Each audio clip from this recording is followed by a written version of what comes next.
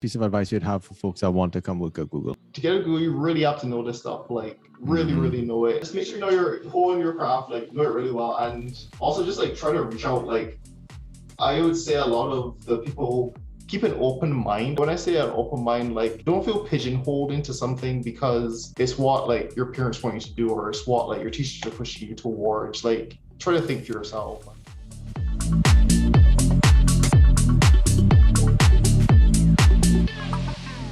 All right, Kesann, welcome to the show. Excited to have you on. We've been planning it for a little while, you know? Indeed. Perfect.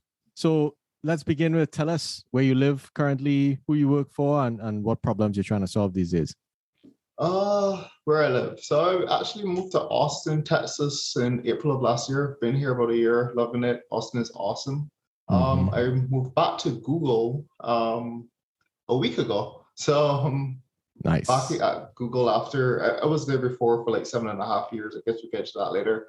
And right now I'm working on Google Cloud Platform, specifically capacity management. So like predicting machine usage, making sure we're adequately scaled for VMs for our customers, and we don't have like stock hosts, things along those lines. Exciting. And where are you originally from? Barbados. Yeah. And you're from Barbados, so happy to say that you're our first guest from Barbados. So shout out to you. Oh, thank you. And everyone at home. Good. Hopefully not the last. No, definitely. I'm gonna use you as the first node to find more and more people. You know. So tell us why you chose to work at Google. You know, you just left Stripe and you sort of came back to Google. What were some of your motivations and what sort of excites you about working at Google? So I love Google. I joined it a year after being out of college. I was there for 7.5 years. And the only reason I left is because I felt like if I didn't leave, I would never leave. And I wanted to see what the outside world was like. I've only ever worked before that at Amazon and Google, like humongous tech companies. Stripe is somewhat big as well, but I wanted to get a taste of the startup life, see how smaller companies iterate on their processes, do their development, things along those lines. So that was why I left. And for coming back, it was a lot of personal stuff. With my fiance and myself are thinking more so about like having a family, like expanding along those lines. And Google is very supportive in terms of really good paternity benefits, helping out with like child rearing, all that kind of stuff. So that's why I decided to go back. Very cool. Does Google have an office in Texas? Like they probably have a big office, right? It does actually. So they have an Austin office, but I'm actually not situated there. I'm fully remote. All right. There's an Austin office. Yeah. So what's interesting about your story is you've worked on campus because you've taken me there before. So so you used to work directly on campus and now you work fully remote. Which one do you feel like? How do you feel about it now? Personally, I don't think I could go back to an office, at least not at any meaningful capacity. Like, I'll go to meet my team for a week or two just to be in person, have that team interaction. But being able to get up in the morning and just like come to my desk and not have to worry about like getting into an office or coming home in the evening, like it takes a lot off of my shoulders at least. And I believe I'm way more productive being able to just like get to work without having to have all that superfluous stuff around work. And it helps me a lot. Great. Yeah, I'll come to that story about when you're taking us to campus and I got a taste of, what life was like on Google campus. So we do the show to encourage people from the Caribbean region and outside the Caribbean region now to pursue data-driven careers and more so anything in tech. So how do you sort of, you are, I would imagine, the pinnacle of software engineering, right? Extremely large scale at Google, and you had different experiences at Stripe and Amazon. What should people at home be thinking of in the Caribbean, let's say, in terms of the future of tech and what, how can they position themselves to best leverage what's being done in the world right now? That's a really interesting question. I don't know if I have a good answer for anyone. I will say, for my personal opinion, like I don't think tech is going anywhere. Like big tech continues to grow, our lives are becoming more and more data driven. And to be in that field, like you are going to be on the cutting edge of helping shape like the future of where humanity is going pretty much. Like we see the negative side effects in some of the things like election tampering and stuff like that. We also see positive side effects like helping fight climate change. And wherever you are in tech, I think you should try to find something that makes you excited. For me, like that's shifted over the years. But as long as you find something that like drives you and that you can enjoy doing, it will tremendously help in terms of keeping motivated to continue to work on it and avoiding like being burnt out on working on said stuff. Yes, indeed. In the first part of the show, we usually like to dive into your career journey. So let's kind of start in high school. What were you like in high school? Were you an extremely disciplined student? Were you a slacker like myself? And the reason why I asked that is we do have some listeners that are in high school. And what interests me is you have seemed to know what you wanted to do most of your life. Like you did computer science and at least you in school, you were fully sort of dedicated to that. So tell us about those high school days. You might think you were a slacker, and I guess you've only known me from college, but like anyone who knew me before college and like early high school know that I was super slacker. In fact, I almost had to repeat a year of high school, and like, and if I tell anyone this, not if I wouldn't believe me, but I was like the worst. And then one year I took home a report card where I think in the Caribbean I was doing like, I forget the exact number of classes or courses, but I failed like exactly half of them. And my teachers had written a letter, I was like, we're going to keep your son, or we think we'll keep your son back, all this stuff. And my mother was like, she wasn't even angry. She was just like so overwhelmingly disappointed that like, that was a changing point for me. Like, she always like tried to impart the like importance of a good education to me and stuff like that. And I sort of got it, but like in high school, I really wasn't like particularly motivated. And I think the other thing was that like up to that point, it's sort of like trying to get a fish to climb a tree. Like I am very like mathematics. I was always good at. I would pass out like easy colors, but like languages and music, like I can't read a piece of music. I love music, can't read it, can't play an instrument. Like I can't speak languages. To this day, I've been trying to learn Spanish for like 3 years in Duolingo. I'm still like terrible at Spanish. But like once I got the opportunity to start looking at computers in like, I think fifth form, like fourth form or fifth form, like that's when I found my thing. Like other people in my class, like they just didn't get it. But like to me, the computers was like, I understand it, and I understand how computers think and how they work even before I took computer classes. And like it just came so natural to me. Like nothing else does. Like chemistry, biology, like languages, nothing works. But computers I get, and that was like my turning point and helped me to like find something I love and like I could be good at and like focus towards working on it. Interesting. So mom was disappointed, and I guess what did you sort of do after that? So you discovered computers in high school. Did you just have your own computer at home and you started programming then, or you were just you just kept playing around with it and then formally started programming in college? So interestingly enough, I had a computer, but this computer was like, this is like towards the end of high school, but it was for my mother's work. So she wouldn't let me like go on it. It was just like this thing that was just like sitting there and I couldn't really touch for a while. Eventually she got a laptop so that I could use like the whole computer. Before that, it was just like this thing. But at school, we had like a computer science lab, and I actually spent like my lunchtime in a computer science lab, like just writing like the worst Pascal programs. Like they didn't do anything but like add simple numbers and just like learning the language. And back then, like there wasn't a Google, at least like, I didn't know of it as it is now, where you can like search all these cool things. Like you had to like read the manual that came with the programming interface, like and try to figure it out from that. And there was no like Stack Overflow or this stuff. So I used to just spend time like writing these trivial programs. But for me, it was so much fun. Like that was all my free time, and it was tremendously fun. Yeah. Great. And what made you choose Florida Tech as a school? I think, at least for those listening, if I ask you to place Florida Tech on a map, people would probably just put it somewhere in Florida, and probably Miami or something. No, it's the actual middle of nowhere. They're correct. Yes. But yeah, it was, well, maybe like so after fifth form in the Caribbean, I went to Barbados Community College rather than going to sixth form at Horson's College. And maybe the like second year, like the beginning of the second year, I was on track to get a Barbados scholarship. I had gotten all A's in all my classes thus far. And like, so my mom would not be able to afford to send me to college in the States. But having been on that track, we started to look at schools, stuff like that. And Florida Tech was, for one, it was near to Barbados. It's like a single flight from Florida to Barbados. So yes, that was one big thing for me, is either like go school in Florida or go school in New York. I don't like winters.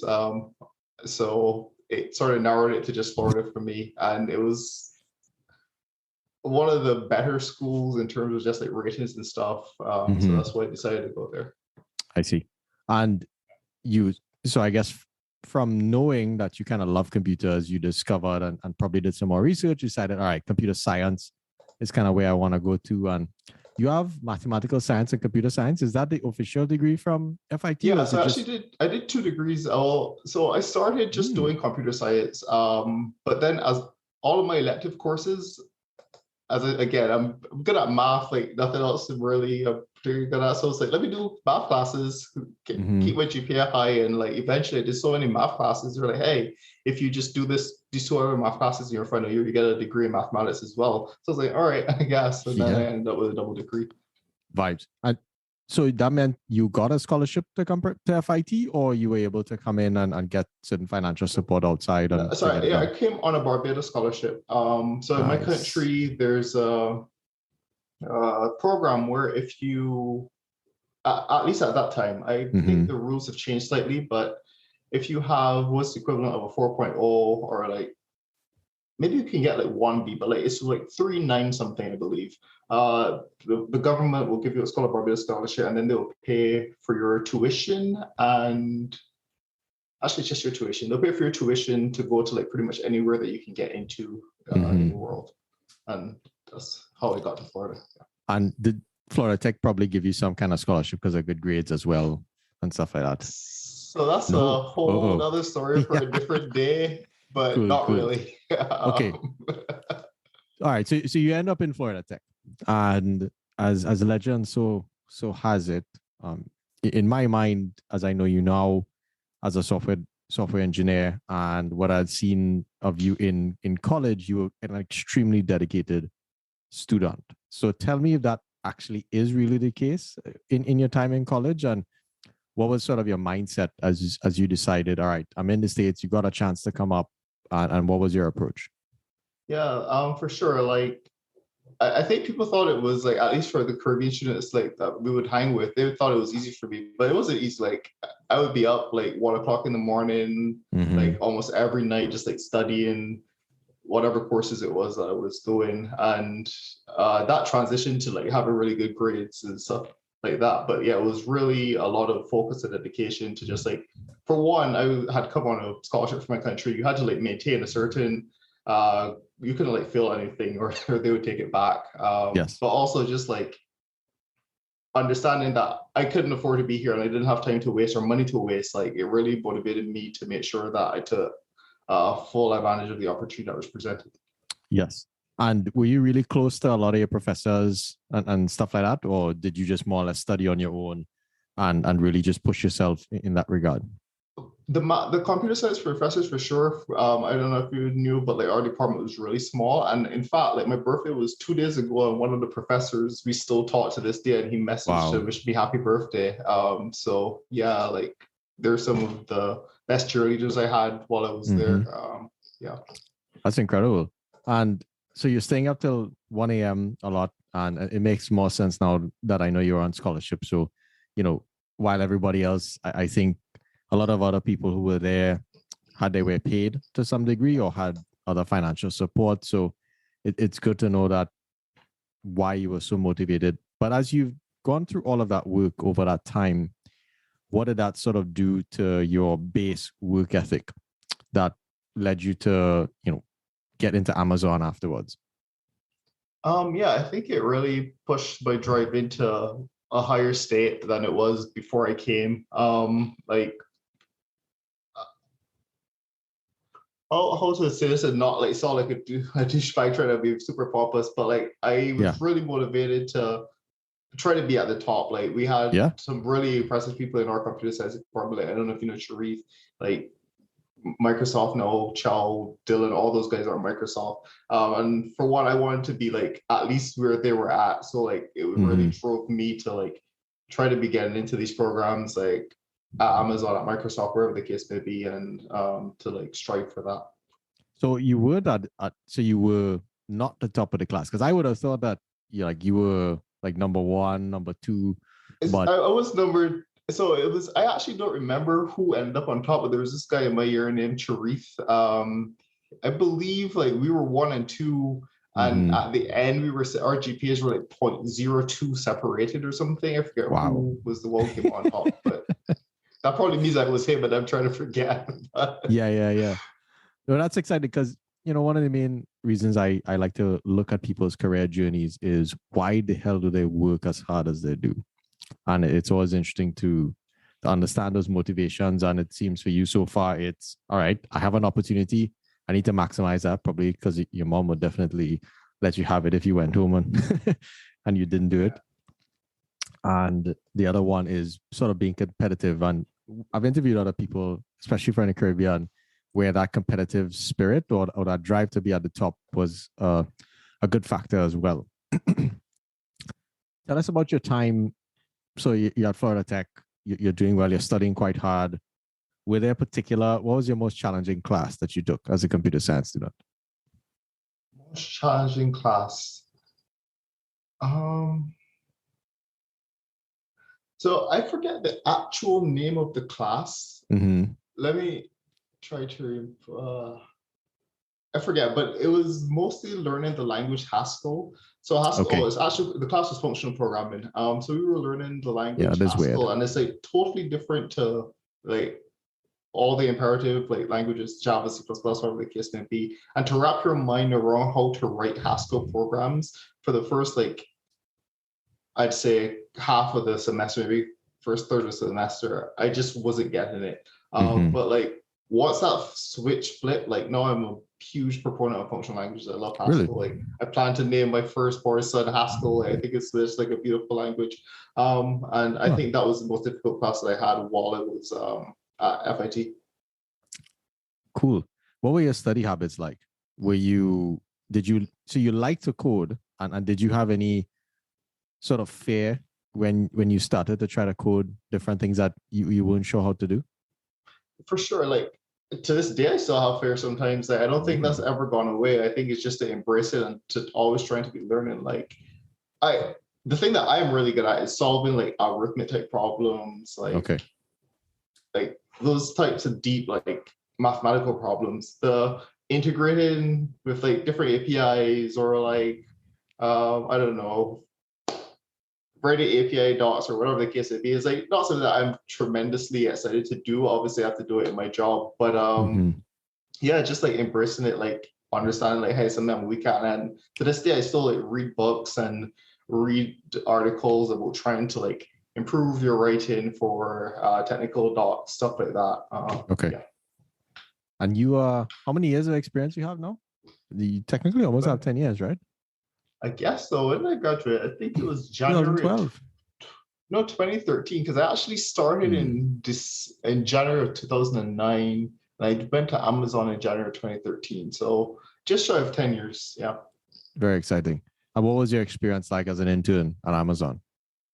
Oh, it was tremendous. And in fact, it led me down a path that I probably shouldn't have taken. And I'll elaborate on that a little bit. So I went there as an intern. And some background into this, like that summer, I had applied to Amazon. I got the offer, and I was just like so thrilled. I signed it immediately. Did like really look into it much. I was just like, oh, Amazon! I'm so excited. But then like I was also interviewing with Microsoft, and they gave me the offer like 2 days later. And the offer was like more money, like better everything, even as an intern.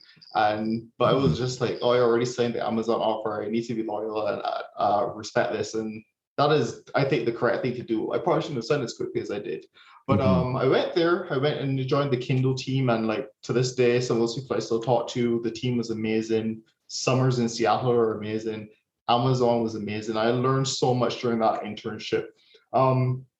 And the thing that it led me to do that probably wasn't the best was the day that I was leaving. My manager was like, "Hey, you're great. We want you to come back full time once you graduate," because it was actually the summer, and then I would graduate in December. So they were like, "Come back in January." I was like, "Okay, let me think about it." And they were like, "Sure," but then HR reached out. HR was like, "We needed to give us an answer like within this time frame." It was like really short. And I was actually interviewing with Microsoft like 2 days like before that happened, before the deadline. But then it got pushed because when I was flying there, it was like a winter storm. I forget what it was, but it got delayed by a couple of days, and I had to go the next week. And Amazon wouldn't let me extend it, but Microsoft was like, "Oh, come anyways. Like, we'll see what happens." So I signed with Amazon. I went, did the interviews with Microsoft. They gave me an offer, and I guess I could talk numbers now because this was like almost 10 years ago. These numbers are nowhere. They're not important, and they're way off of what they are now. But it was like the Amazon offer, let's say 90K in base salary, like ignoring stock and all that stuff. And then the Microsoft offer was like 150K fresh out of college. And it was like better stock, all this stuff. And I had already signed the Amazon offer. And to me, it promises everything. And like having signed that, I made my promise to Amazon that I would be there, all that stuff. But I think my career would have gone slightly differently, and maybe who knows what would have happened. But yes, having had that great summer internship, it made me make that decision to like rush and sign that offer. And my life would have been totally different if I hadn't and had gone to Microsoft instead. So who knows? So let me ask this different question. What if you could have gotten the same exact outcomes? Everything happened the same, but you had an opportunity to somehow change that decision, right? Knowing that you have a lot more career capital now, you're a lot more experienced. What would you have told younger Kesann to do in that situation? I would have told young Kesann to get more time from Amazon. And to push back. But then I was like, I had no one to talk to about this kind of stuff. Like I didn't have a mentor. And I think that's something super important for college students to have in any field, but especially in computer science, where you have like these, what appear to you coming out of college, like massive offers, but really like you have a tremendously valuable skill that these companies want. And like, you have to recognize that and like be your own advocate in your negotiations, stuff like that. And again, my advice to my younger self would have just been to, even if I had decided to go to Amazon or whatever the case may be, I could have, for one, negotiated better for myself. Like I didn't negotiate anything back then. Like these numbers were bananas numbers to me at that point in my life. And I was just like, oh yeah, sure.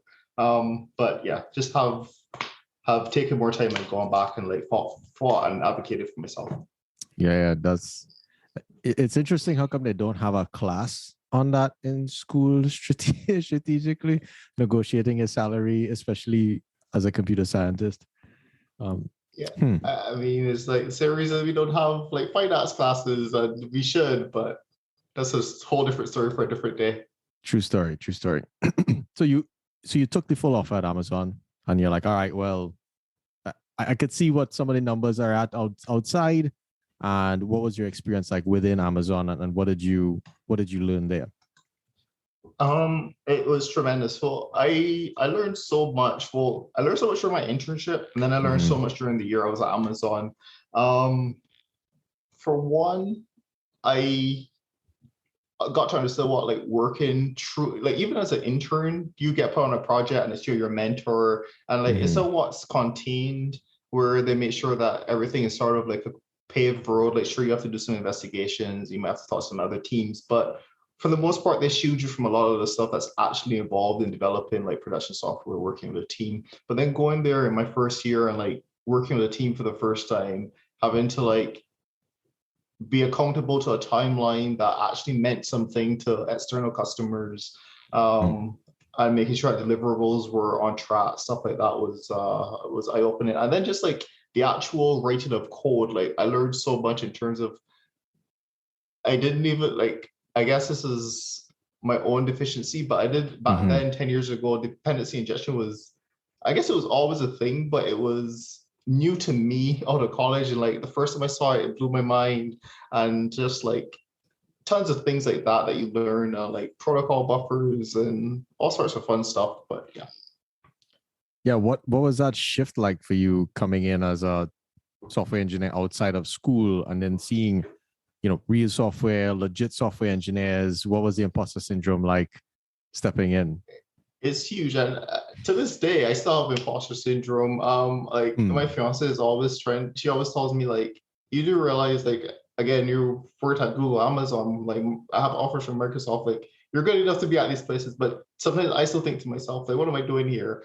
But especially coming out of college back then, like I especially had it then where like I was always like, I was super afraid that someone would find me out and it'd be like, oh, you're fired now. And like, I'm not to that stage anymore, but I remember what was it? It was I was there for like maybe 2 months, 3 months, and I submitted a CL, and it was like to a customer facing product, and one of the customers wrote in, and it was like, sorry, I don't want to derail this, but it needs a little bit of background where we were getting these times from like USPS because it was to show like shipping information and UPS.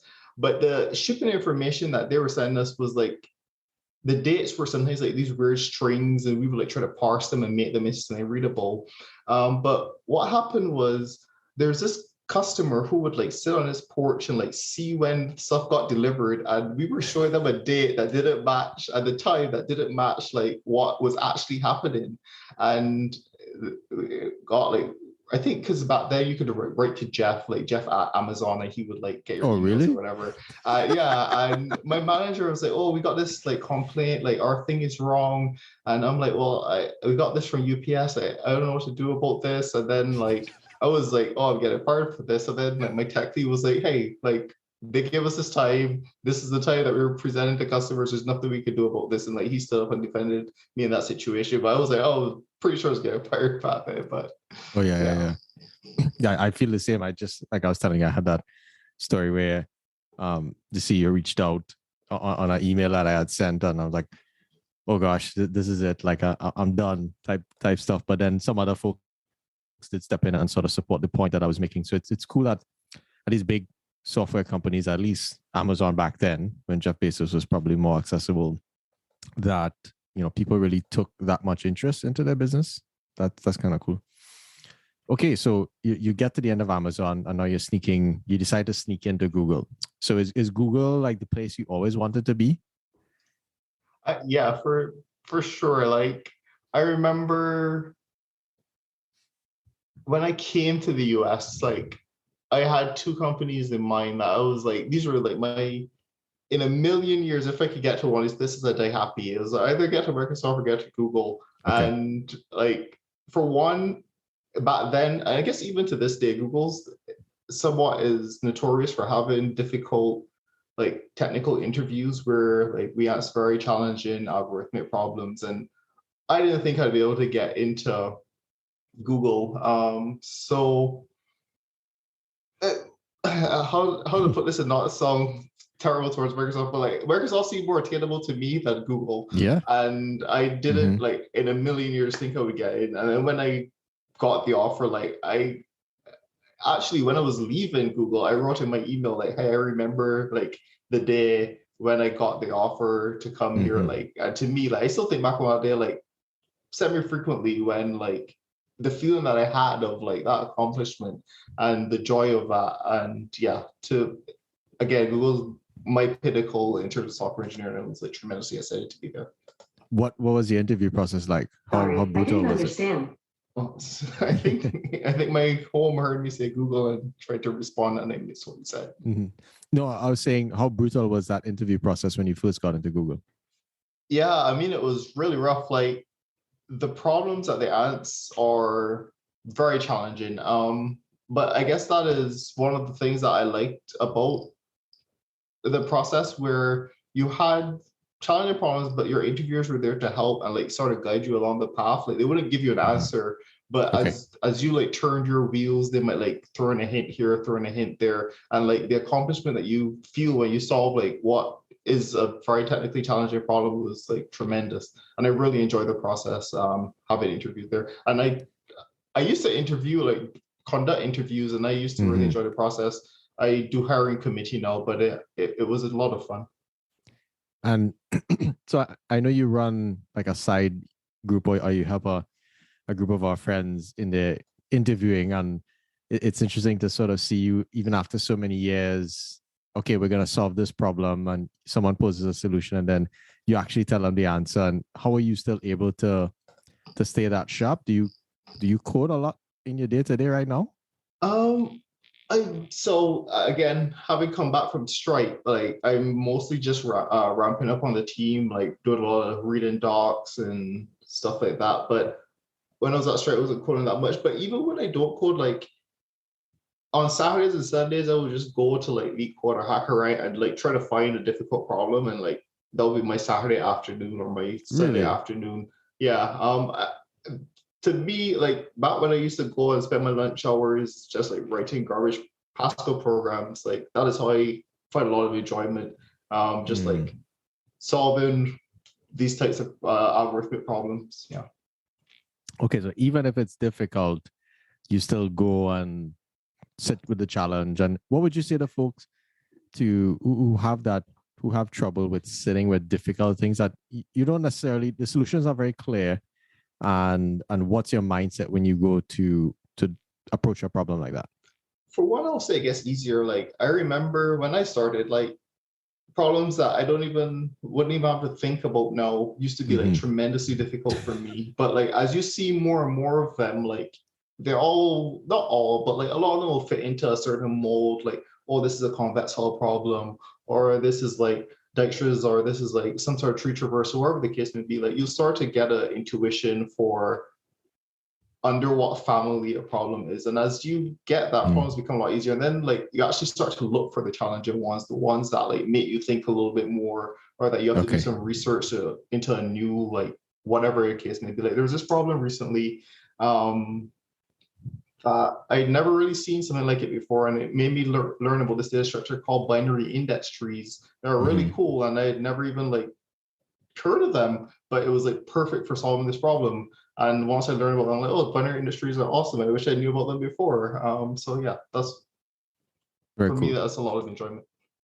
And so right now you're an IC, right? You're an individual contributor. And what kept you sort of on that track? I think even at NVIDIA, you don't have to be a manager to sort of progress really high up in your career. You can be an IC and pretty much follow the exact same track as a manager. So what led you to choose the IC track versus the manager track? I just like to have my hands in the pie, in the mix, I guess you would say. And at Google, I think that's actually supported. Like my first manager, she is tremendous. Like to this day, like no offense to any of my other managers, but she was the person who pushed me the most, who like I look up to the most. She was like super inspirational. I think she's a principal engineer at Google now. And like she was our manager, and she at that time she was like senior staff software engineer. And she would still like review most of our PRs. She was like writing code on a day-to-day basis. And she actually left being a manager, went back to being an IC for a while at like senior staff level, and then decided to go back to being a manager again. And she's been my motivation. Like I'm sure like in my goal right now is to get to staff in like a year or two. And I probably, if I hadn't have left, would have been near there. Like I left with an exceeds expectation when I went to Stripe. But obviously I reset now that I come back. But I want to get to staff. And once I get to staff, I'll probably start managing a team or become like a TLM, whatever the case may be. But I will stay like, I want to stay near to the code, implementing stuff, like going through designs, things along that line. All right. Nice. And I think what's kind of interesting in some of these tech companies, like you could remain a senior software engineer for a while. And from the outside, it might seem like you're not moving like you're not having actual upward movement, but in reality, there's so many levels within like the senior bucket. Is that the case at Google? In fact, Google, yes, and in fact, Google, I think senior is like the considered terminal level. Like you can stay at senior, and you won't have any like no one's gonna like look up you're not on gonna you or be anything. yeah, exactly. You're not gonna be asked to leave or whatever the case. It'd be like there are people who've been at senior like who've been there 14 years still at senior, Right. and like for other people they want to move on to staff or whatever the case may be. So I would say it's like you no longer have upward trajectory, but the breadth of and scope of senior at Google is quite large. So you are like tasked with doing a lot of stuff that it's a joke that we have a lot where you like, oh, you're a VP at a startup. Here, you're like level 4 at Google as a suite, or whatever the case if you're a director, senior software engineer. Like senior at Google is a very like encompassing role. Yeah. And tell the audience what's some of the timeframes that you have to deliver features. So for instance, okay, you finish a design review, you know what you're going to implement. You know, is it a week? Is it a couple of weeks that you have to ship something? Well, I mean, it all depends on the thing. A couple of weeks is bad. I've never had something that was a couple of weeks. Is like a quarter is usually like a short timeline. Like when I was in Google Pay, we were launching tap and pay for MTA. Like in New York, you can now go like use your phone to get into terminals and stuff. And for us, I think that was like a maybe 2-quarter project. Like we were going to Visa, going to Cubic, doing all sorts of testing. So like that is more along the lines of what a typical project would be like. A couple quarters. Nice. What's the strongest language, by the way? Me right now it's Java, but on my new team we're actually writing in Go. So I've been reading and learning Go, and I'm very excited about the language. It's really, I'd heard a lot about it before, and I sort of like just yeah sure whatever I like Java, but no, I'm actually writing Go. I'm like, oh, cool, Go is really cool. Okay. Nice. And so technically you're almost coding almost every day now, right? Or you try to? Well, again, I just rejoined Google, mostly just like getting up to speed, like reading docs from the team. So I'm not coding. I haven't written a line of code since I got back to Google. In my personal time, yes, I've like solved some problems on leak code, whatever the case may be, but I haven't coded since I've been back. Gotcha. All right. So you left Google and you went to Stripe for a year. So you were at Mountain View. Actually, quite right before that, what was your experience like working on campus? So I know your commute was a bit brutal from what I saw. At least you sat on a bus for a while to get to work. Yeah, talk about that. I just remember, when you visited, I was still in Mountain View, I believe, but I left Mountain View and moved up to SF when I joined Google Pay. So the commute was actually the reason I left. Like, it was an hour and a half in good traffic each direction, so like 3 hours a day on a shuttle. It was gruesome. So there's Wi-Fi on the shuttles, but the Wi-Fi is not stable. So like even just like basic SSH sessions would time out. So you have to use like Tmux or something. It was rough. So once I got to senior in ads, I decided it was time for me to like shorten that commute, and that's when I made the transition to Google Pay and moved to SF. Cool. Yeah, at least when we visited you out there, and I arrived on campus, I was like, wow, this thing is beautiful because you get free drinks, free food, games. I guess they do your laundry if possible, and you can do your own laundry, but there's laundry machines. Okay. But in my mind, I was like, wow, this is a trap because I would probably never leave. Did you feel that way when you got there in terms of why would I need to maybe go outside and I could just have a lot of these things taken care of for you? Well, I mean, it's still a workplace. You don't have like the restaurants aren't open on weekends, and yes, there's gays, but there's like only so much you can do with your friends there, stuff like that. So I'd say it's a try to make you comfortable there. And again, this is part of what I was saying about like, if I didn't leave like during COVID and go to Stripe, I would never have left. But I think trap is I'm using that as a strong word, Yeah, I would say it's a trap, but they're tremendous creature comforts there. Well, for me, it would have been a trap because when I see free unlimited juice and free unlimited coconut water, you win. I'm not leaving. I'm just gonna drink that whole day. There's gyms. You've been super happy. Yeah. And I had visited Microsoft's campus as well, and in Seattle, and that was a beautiful place. And it's just so nice to come and see so many people engaging with their work and just kind of living a different life versus, you work for a tiny company that's like I used to work for a railroad company. So imagine going into a building of people working on railroad, which is probably polar opposite to Google, essentially, right? Um, okay, interesting. So in the last sort of segment of the podcast, we'd like to, now that we've gotten kind of a view of your journey so far, think of this as the advice section. So what two pieces of advice would you have for a high schooler, a college student, and a professional? And, you spent so much time at Google, right?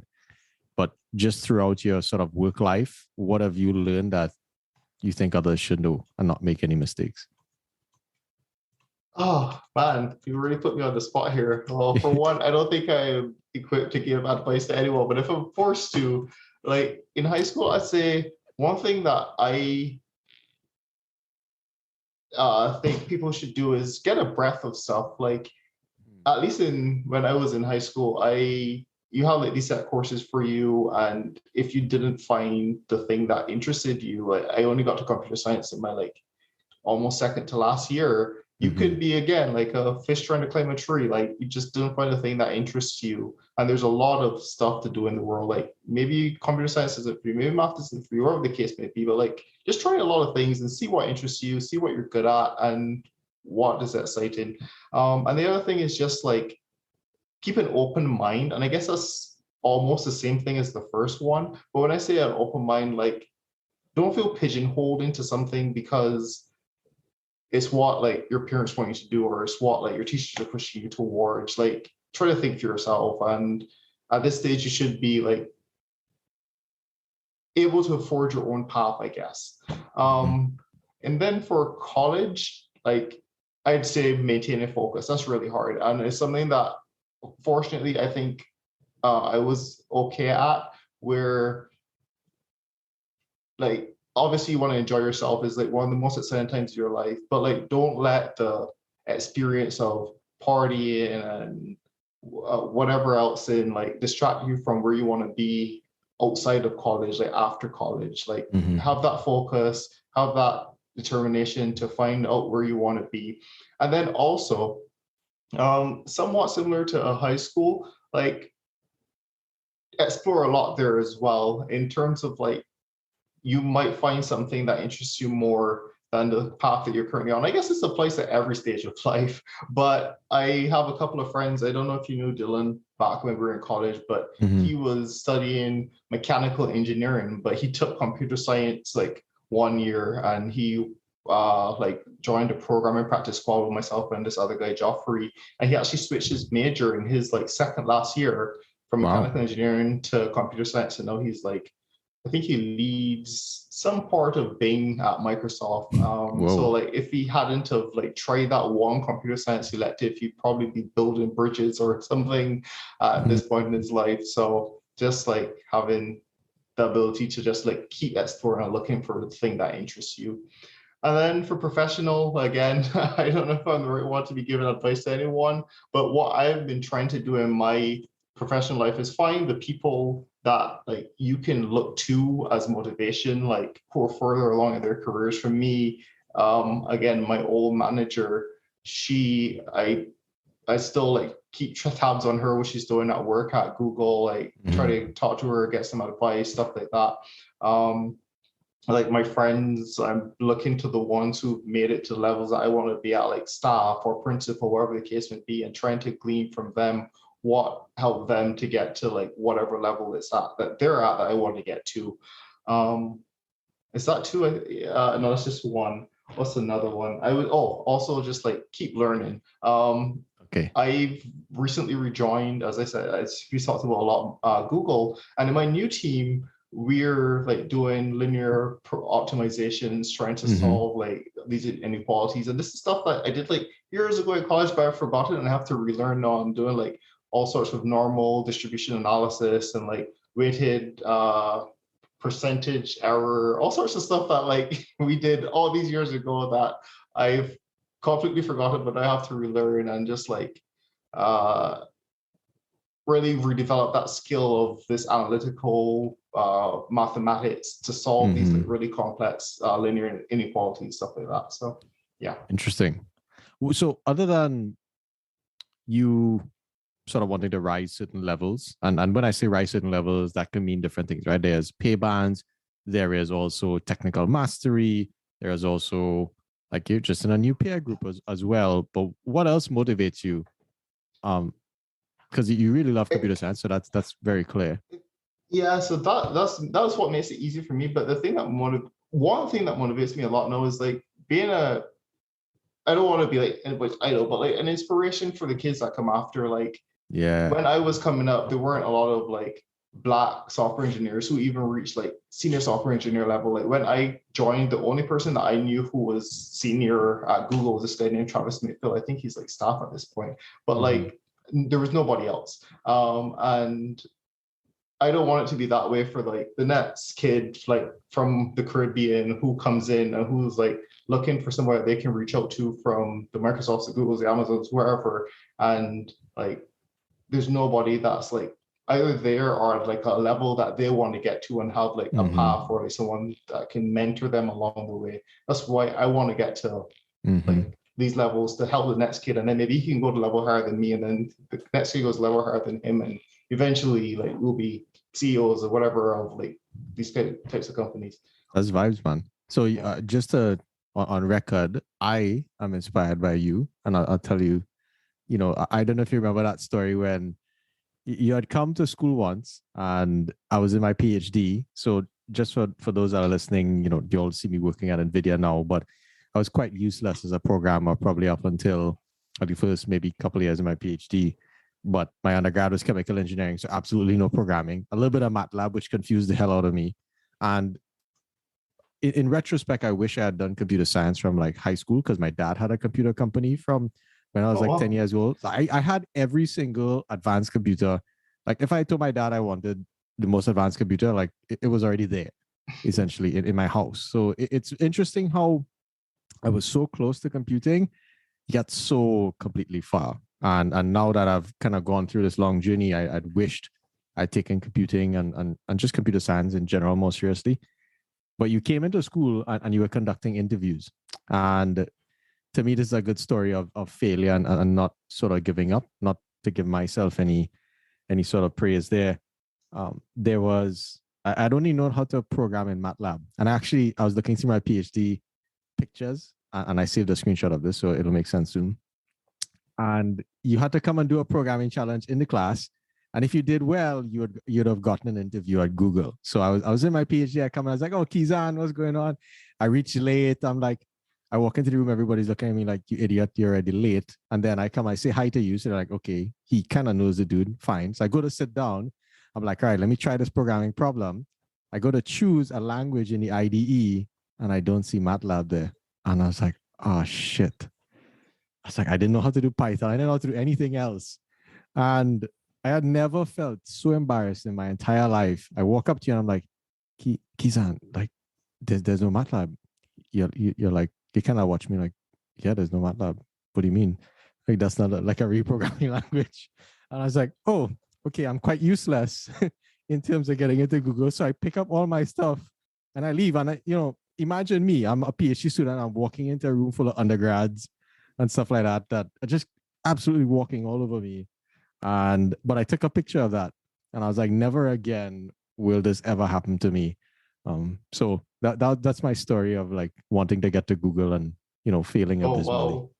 Well, that is, I remember that day. Like, I remember we had those like BBs at the front. I remember you walking. I remember that clear as day, but like, I didn't know it had that kind of impact. So like, you never know what's happening to somebody else's life. That's crazy. Yeah, and I guess to those that are listening, as you think about getting into these big tech companies, I think, even listening to Kesann, there's still fear to some degree in new challenges that you go to solve at many different levels. So I guess don't necessarily be afraid. And even if you fail an interview, which I've failed, I think multiple Google interviews, which is all right. Like, you come back stronger the next time and make sure that you use it. I do have a little chip on my shoulder from that picture. I was like, no, I need to, and I do sort of have silent dreams to come to Google. That was one of my goals during my PhD. I'd put on a slide, like when I graduate, I'll go work for Google, and my advisors kind of watch me like, yeah, whatever, So now that I'm in NVIDIA, it's, one step closer, I would say. And I really share that just so that people listening, just don't give up, man. I guess I should add to that, and like maybe we made it sound too easy for me, but like for my first 2 years in college, like I tried getting internships at like Amazon, Microsoft. So I flew to Microsoft 3 times before I got an offer from Microsoft. And every time I was like, for one, the first time I was like scared shitless. I was like, I don't know what's happening here. I did horrifically. The next time, slightly better. I was like, oh, okay, maybe I'll get offered. Did get offered. Third time, finally got the offer, but like it was a progress. Like every year I got a little bit better. I got a little more comfortable, and like I just never gave up. But yeah, it wasn't like just walking the door like, oh, I'm awesome, like give me a job. It took me a while to get there. Cool. Yeah, it's good to know that you're human. How do you sort of keep yourself on track? So now that, here's something I've experienced, right?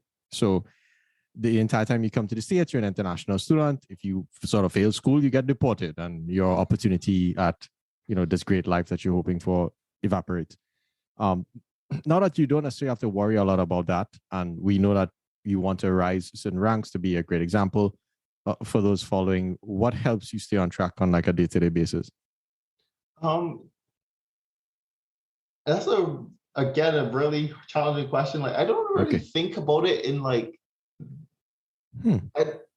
it just comes naturally for me, I guess. Like every Sunday I talk to my mom, and she always tells me, I'm praying for you, and I know you're going to do great. And like for me, doing great is being that inspiration for the next kid that comes along on this path. Like my fiance and I talk about this, like we could probably start working now, and like we'd have to cut back a lot, but we could survive. Like we don't have to be like trying to do this. Like really, we're doing it. Well, I'm doing it to like, for one, make sure that when I have a kid, like he has a great life, but also to be that inspiration for like the next software engineer, and next kid from the Caribbean that's trying to do this. So yeah, and I guess that's what helps me to maintain my focus.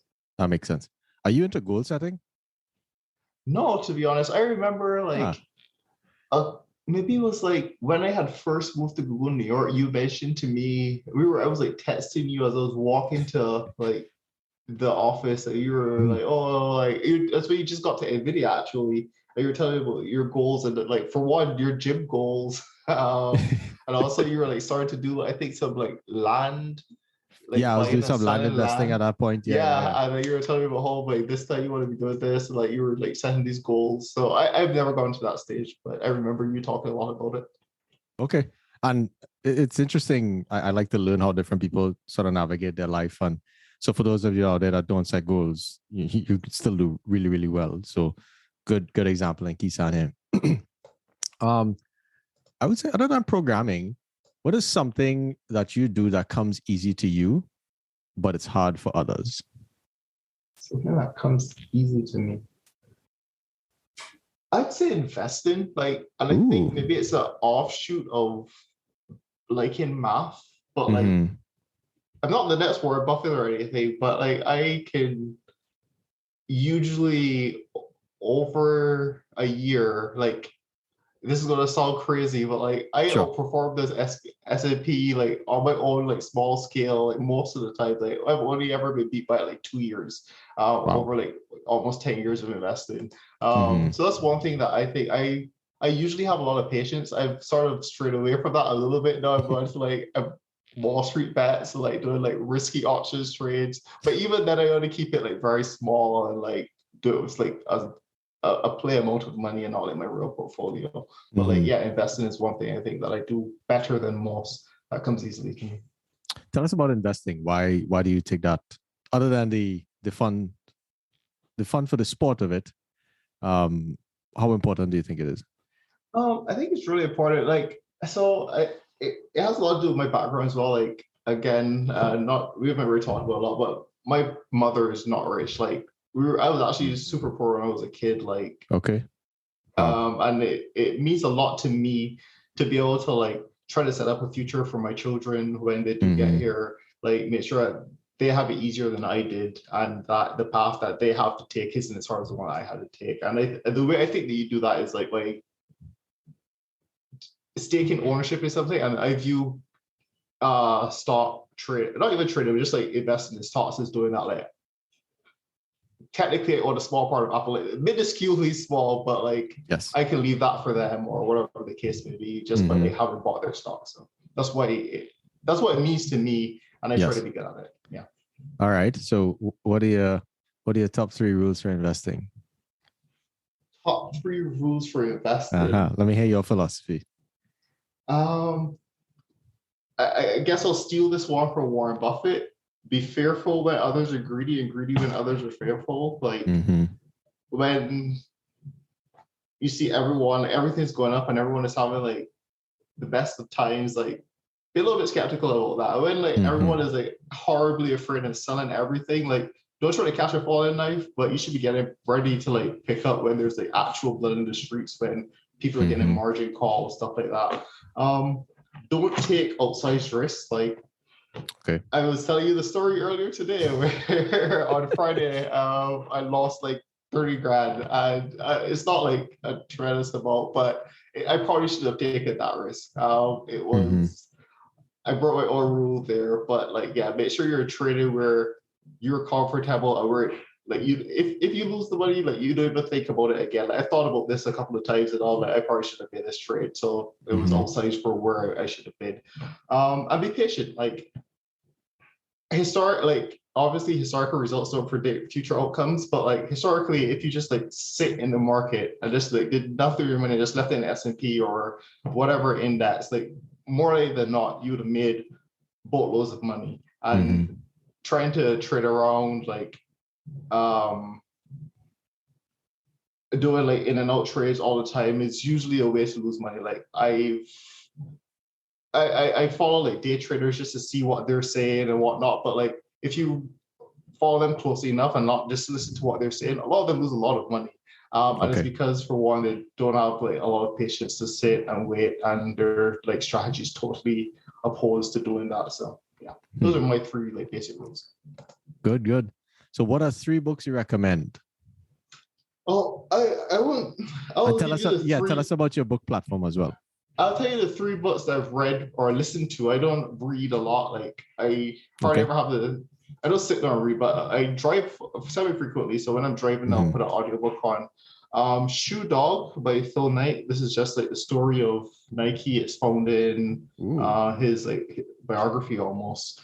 Actually, this one is sort of an old one, but it's called Barbarians at the Gate. And this was the takeover of KKR Nabisco by, I forget the name of the fund that took them over, but pretty much they used a lot of debt to take over this company. And it was just a very interesting story of like the inside dealings of like Wall Street finance, stuff like that. And I guess I'll toss a second one into that category, which is Flash Boys. Then this talks just about how high frequency trading works, how they sort of like take advantage of the delays in trades and like are able to run trades a little bit and make money off of that. And then the last one I actually only started listening to yesterday, and I texted like 3 different people, hey, you should listen to this book. I told them, text me back, and I'm like, oh, I read this already. Like, you're late to the book. It's called The Subtle Art of Not Giving an F. By Mark Maron. How's it going so far? Like, you like it? It's I've only gotten like, again, only started yesterday on the drive to Costco. It was like the first chapter maybe, but I do like it, and it like it's very, and I can see why it has such high ratings. It speaks a lot to like, I guess all of these types of books speak to human nature and like the problem that we all commonly face, but he expresses it in a very eloquent and like relatable way. So I think I'll give it a listen, and hopefully I can recommend it at the end of it. Yeah, I gotta check that out for sure. A number of people have sort of told me that so far. Okay, and this is a sort of a weird question, but what are what are three principles you live by? And what I'm maybe looking for is, I think I picked up on certain things as you shared throughout it, but if you could maybe summarize it as like quarter Kesann as you sort of live your life. I guess I should do this more often. I should get you to send me these questions and just like think about them, because like I live my life like really free flow, like don't set, as you said, goals or stuff like that. I just like sort of try to go with the flow, but go with the flow. Like I guess there are some guiding principles. Like I try to do what I enjoy and things that excite me. Like I'm fortunate enough that I've gotten to the point where I can do that. Like coming back to Google, I was able to choose a team that I want to work on, and like that I think will have exciting projects and stuff that will give me that joy. But the other thing is just like, this is not at all related to work or anything, but just like general life, like being kind to others. I travel a lot, and one thing that like it's interesting, like my mom, she always asks me when I'm going to like Tennessee or like I don't know, places with like somewhat sketchy reputations. She's always like, "Oh, be careful!" Like, well, obviously you have to be there. There's just like some actual bad people there. But one thing that I've come to understand is like everyone's just trying to live. Most people are just trying to live life. Like they don't have any malintent towards other people. Like they want the best for their children, the best for their family. And if you treat them with kindness, more likely than not, they'll reflect that towards you, and it will like tremendously improve your life. And also there's like when your interactions are not full of malice, but just like open understanding of each other. And then number three, I don't even know what to toss in there. I feel like my life is really simple, and those two cover it all.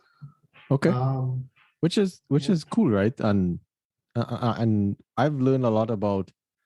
I've had a perception of you for many years, and I think what I sort of secretly admired, I like people who really mastered their craft, and it seems to some degree that you have a lot of room to grow naturally, like all of us, right? Because you're still gunning sort of for the top, but I like to hear.